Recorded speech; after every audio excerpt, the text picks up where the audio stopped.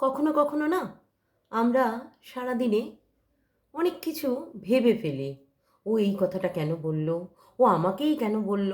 আচ্ছা, ওর সম্পর্কে এরকম কথা আমাকে শোনানোর কি দরকার ছিল? আচ্ছা, আমার এই কাজটার জন্য কি ও কিছু ভেবে বসলো?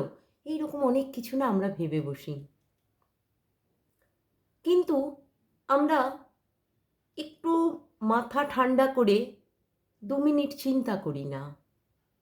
আমরা যদি একটু ভেবে ঠান্ডা মাথায় ২ মিনিট চিন্তা করি, তাহলে হয়তো দেখা যাবে যে আমি কত আকাশ কুসুম কল্পনা করছি, হয়তো ব্যাপারটা কিছুই না।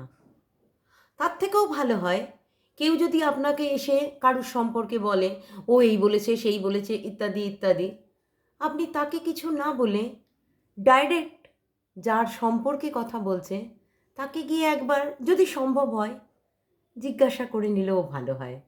তাহলে অন্তত এই যে ভেতরে যে ভুল চিন্তা ভাবনাটা সেটা থাকে না, তাই না? Thank you.